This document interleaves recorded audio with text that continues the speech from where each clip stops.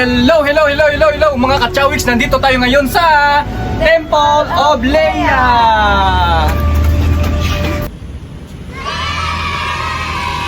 Mga kachawiks, talaga, ang ganda talaga ng panahon ngayon, ano? Kasi umuulan. Pero di naman malakas. Talagang siya, parang umaambon lang siya, ganun. Ang swerte nga kasi parang blessing ngayon sabi nila pag ganun. Kasi parang binibindisyonan ka. Yung mga kachawiks, tuloy pa rin tayo. So, hintay lang tayo ng konti-konti lang. Baka mawala na tong ambon na to. Kasi pagpunta namin dito kanina, hindi naman umaambon, ano? Init ng konti. Hindi siya umulan. Pagtapos, nandito na kami, yung bibili na kami ng ticket. Ayun, doon na pumatak. Oh, doon na nagsimula. Pero okay lang kasi ano naman ngayon. Alam naman nating may bagyo o habagat, diba? Pero mga kachawiks, ang daming mga tao dito ngayon, no? Tingnan mga iba't ibang lahi, ganun, pupunta dito. Umuulan ngayon pero try namin na kukuha kami ng mga magagandang video. Ayan, nakaharap namin ngayon yung Cebu City sa baba. Pero di makita kasi Naka-fog siya. Pero pag maganda ang panahon, lalo na paggabi, maganda talaga yan dyan. Especially yung mga city lights, maganda sa gabi. Oo, pag city lights, mga ganun, makikita mo talaga yung mga ilaw doon sa baba. Ganda, yung sa baba, yung Cebu talaga, makita mo. Yung Pati city yung na Lapu-Lapu. talaga. Yung ilaw, yung bridge. Nasa tuktok kasi tayo, kaya ayun, kitang-kita natin yung view sa baba. Sa city talaga. Sa mga So ayun mga kachawiks, so subukan natin mamaya pag guminto yung pag tumila na to yung ulan. Pwede naman tayong mag-video pero hindi namin magamit yung drone siguro, no? Parang hindi tayo makakapag-drone ngayon mga kachawiks kasi umuulan eh. Delikado. Ganda sana pag nag-drone dito. Pero ito lang magagawa natin. Pero subukan na mamaya pag tumila tong ulan, baka makapag-drone tayo. Kaya yung mga kachawiks, mamaya pag humina tong ambon, libutin na natin to. Kaya stay tuned mga kachawiks. Abangan natin. Good luck to us. Good luck to us. Naku naman. Good luck to us nga mga kachawiks. Sadyang mapagbiro talaga ang tadhana. Lalo't pag lumakas ang ulan. Pero wag ka. Dahil sa matyaga kami naghihintay, maya't maya lang, eto na yung naging resulta.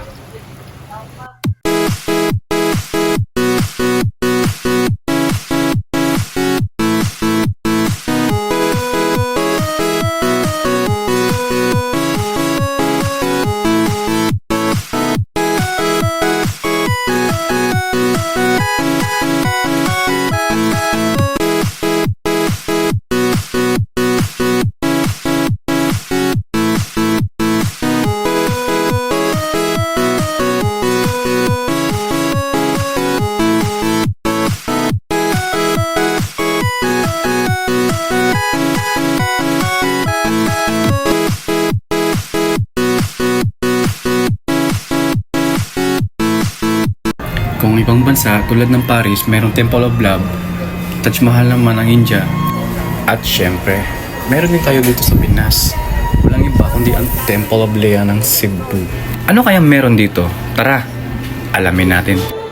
Alam nyo ba mga kachawiks, na base sa salaysay na nag-iisang anak na babae ni Queen Leia o Leia Bella Albeno Adarna, na ang storya ng templo na ito ay tungkol sa pagiging hoarder ng mga kagamitan ni Madam Leia.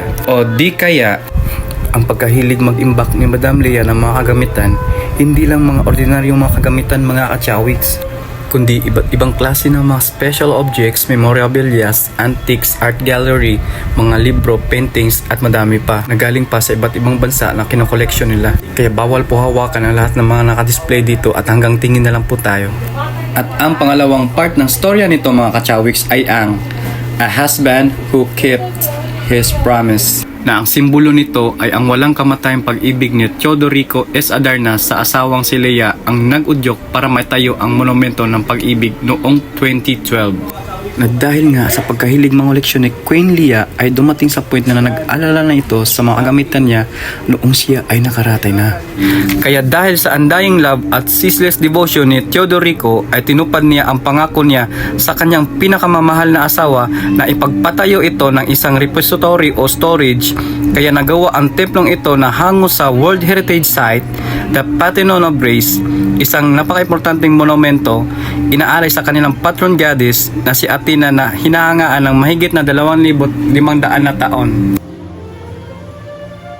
So dito banda guys, natapos na natin libutin to.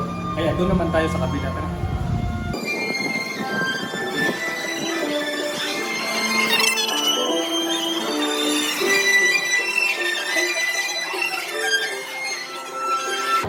Gamit ang makabagong construction technology, ang templong ito ay ginawa na kayang tumagal ng ilang taon at papalagan pa rin sa loob ng ilang milenyo.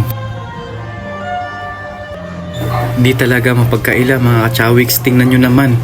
Talagang makikita dito na alagang-alaga talaga ang mga special objects tulad ng antiques, art gallery, mga libro, paintings at kung ano-ano pa na parang nabubuhay lamang ang orihinal na may-ari nito.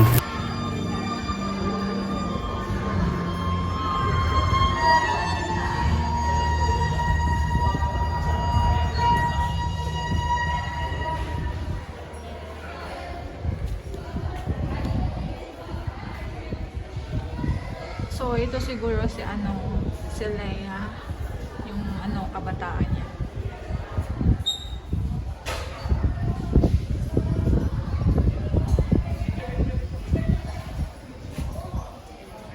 Wala, siguro na unang siya. Storage gani ni diri.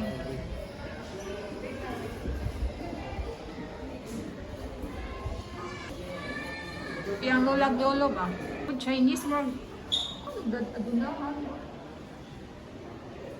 Mga sinauna ng mga piano. Daming daming mga libro.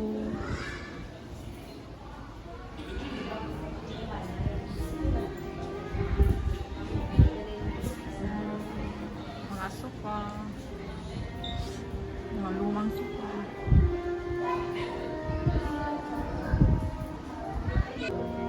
So ito si USP alam mo. mga paintings niya, tsaka mga anak niya dati. Kaya yung mga bata pa.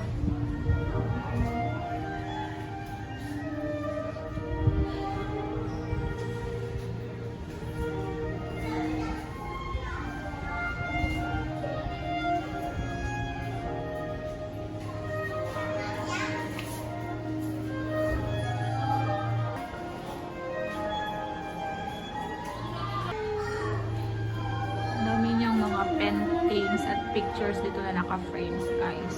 When she was still younger. Ayan, ang ganda niya. Kahit pala manang-mana si Ellen.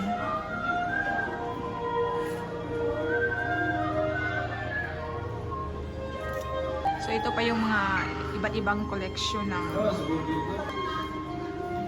lola niya at saka yung mga kagamitan niya dati. Ang ganda. Sabi, great that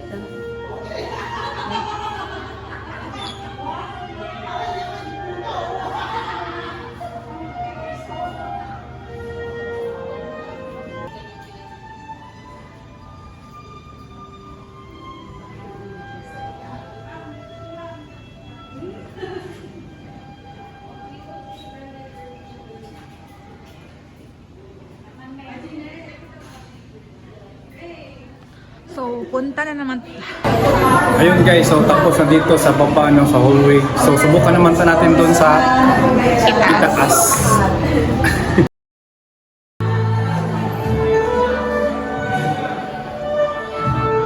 At dito mga kachawiks, makita natin na siyang pulgadang statue ni Queen Leah na nakapwesto sa gitna ng bahagi ng staircase ng gusali. At dahil sa dami na koleksyon ni Leia Bella Albeno Adarna ay ginawan pa sa itaas nito o o second floor ang templo para mapapaglagyan pa o mapagkasya ang iba't ibang gamit na nakoleksyon nito.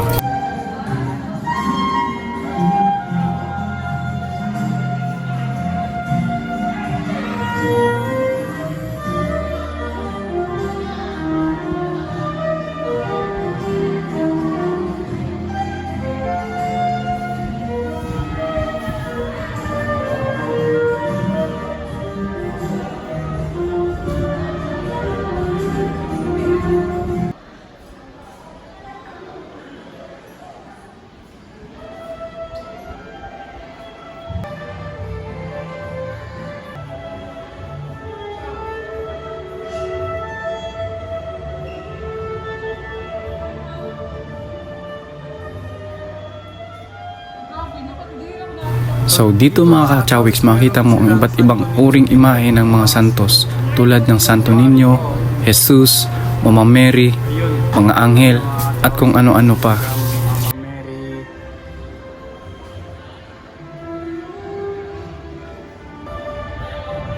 Ito meron din itong Last Supper. Ako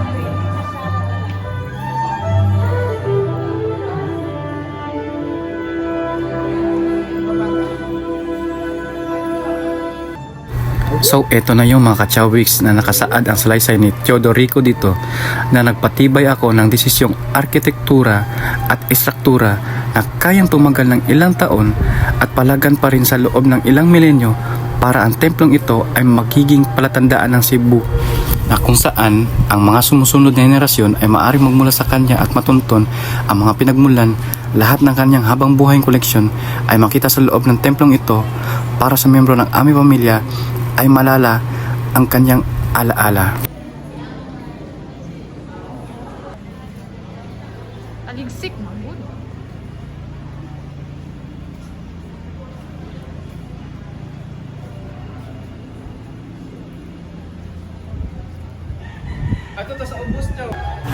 At dahil natapos na natin libutin dito sa loob ng templo at dandahan naman tayo lumabas para tingnan kung ano naman meron dito.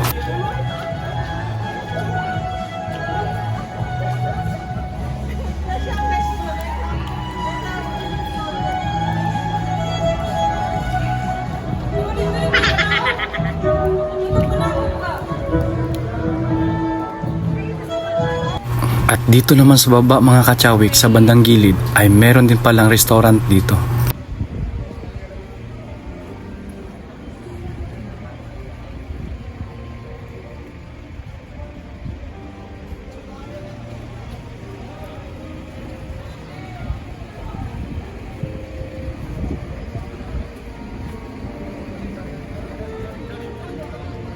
Pero parang walang tao ata dito kasi nga ang pinupunta ng mga tao dito ay ang kagandahan ng Temple of Lea lamang. So meron din silang cafe dito guys. At dito mga kachawiks, ito na po yung huling view na pinuntahan namin na katabi ng cafe na kung saan pwede ka rin magkakape dito o makapag-relax para madama ang kagandahan ng Temple of Lea dahil makita mo ang lahat ng view dito sa baba. Lalo na't paggabi, makita mo talaga ang mga ilaw sa City of Cebu. Lahi gini mga vlogger ta guys kay tinan ang kasulok-sulukan.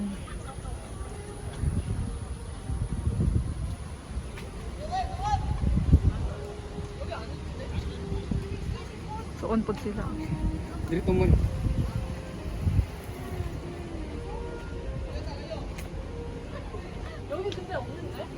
So ayun po mga kachawiks, natapos na nating libutin ang Temple of Lea at nakita na rin natin kung gaano rin kaganda ito. So sa mga hindi pa nakapunta dito, subukan yung bumisita dito at damayin ang kagandahan ng Temple of Lea dito. Pero syempre hindi tayo magpapahuli, yung picture natin dito as a souvenir. Eto na.